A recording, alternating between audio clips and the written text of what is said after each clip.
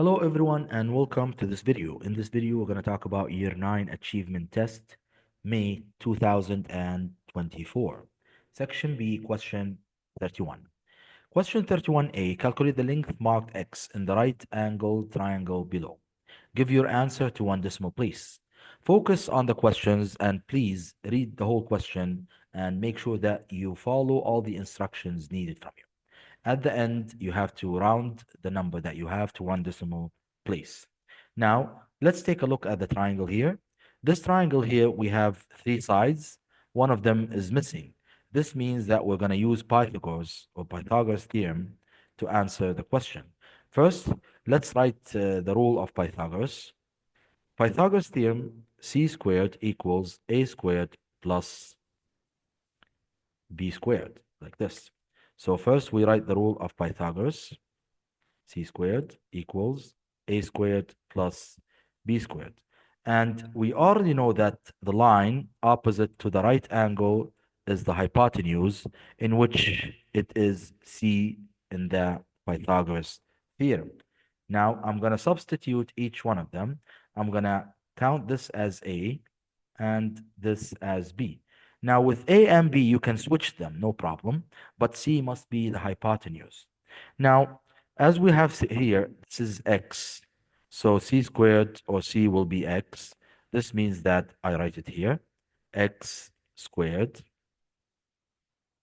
equals, yes, a is 11. So 11 squared. Let's put it here a bit. So 11 squared. And then plus b squared, which is 16. Let's write 16. So here we have 16 squared, like this. So x squared, as we said, this is the hypotenuse. And 11 and 16 are the a and the b. So 11 squared plus 16 squared. Now we go down with the Pythagoras theorem. X squared equals 11 squared plus 16 squared. I can do it in the calculator, and it will give me the final answer. So 11 squared is 121. I can do these steps. And then 16 squared is 256. So 11 squared is 121, and 16 squared is 256. And then when you add them together, you'll have 377.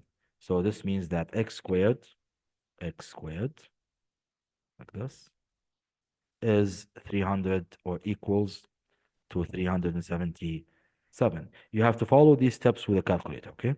Now, x squared equals 377. Now, to remove the square, I'm going to do the opposite of squaring, which is what? Very good, square rooting.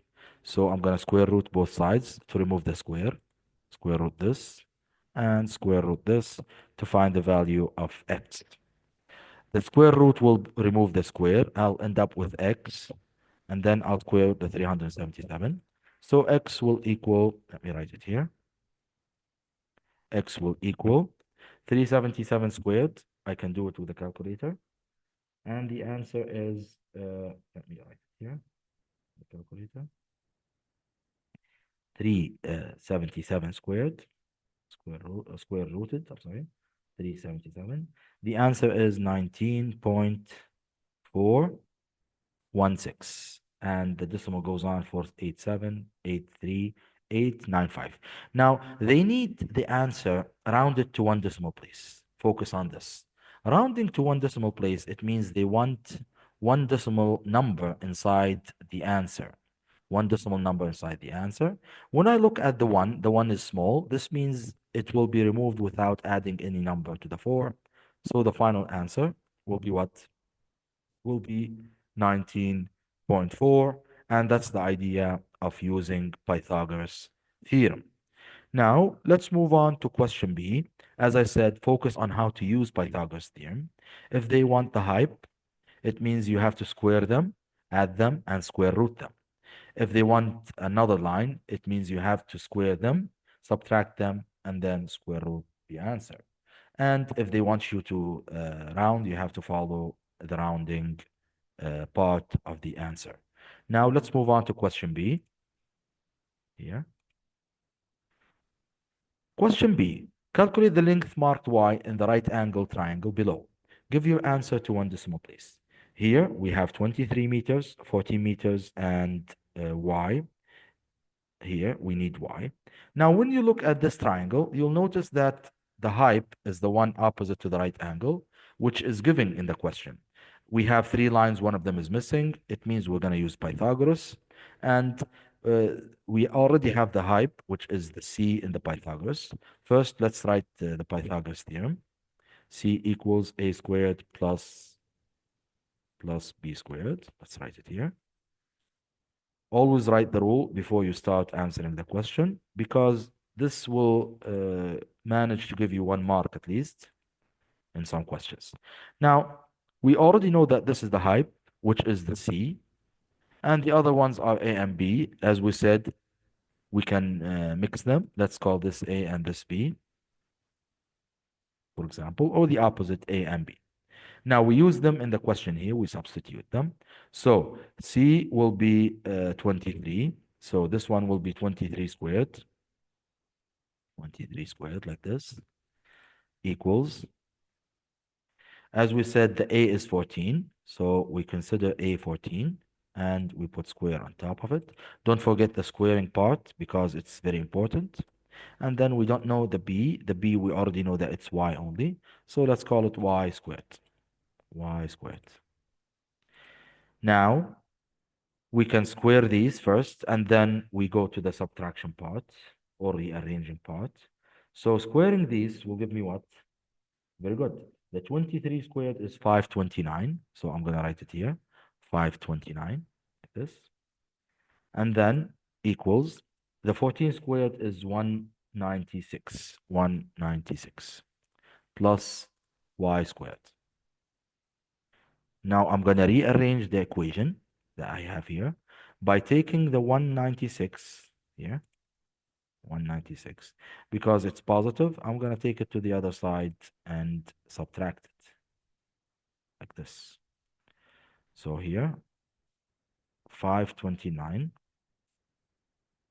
minus 196 equals y squared, like this. Okay? Focus on the steps that you're following. So this means that y squared, I just moved the y squared here without rearranging. So 529 minus 196 equals 333. Now I want to find y. It means I will remove the square by square rooting. Very good. By doing the opposite, which is square rooting. And when I square root, I'm going to square root both sides like this. So the square root will eliminate the squaring. So I'll end up with the value of y.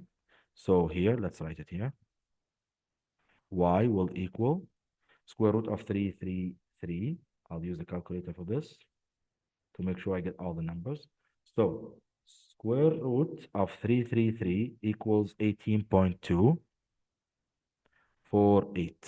And the rest of the numbers, which is 2875908.9. You can write the rest of the numbers, but it's okay because they didn't tell you to write all of the numbers that you have in the calculator. And at the end, they told you to give it to one decimal places, or one decimal place, sorry. This means they need one decimal place in the answer. So it's going to be like this, y equals like this. And then you look at the number after the one decimal place, which is the 4. The 4 is smaller than 5. This means you don't have to add 1 in front of it. This means that the value of y equals what? 18.2 meters. And that's the idea of using Pythagoras in a subtraction way of answering. Now, you have to focus when you use Pythagoras, which one is the hype? It's always opposite to the right angle. Good. And the others are A and B. And the hype is always C here. Or it's not always C. It depends on how you write Pythagoras. Because in some years, they study it as A squared equals B squared plus C squared. The one alone is always the hypotenuse. And this is how you answer a question like this. Thank you very much for watching. See you next time.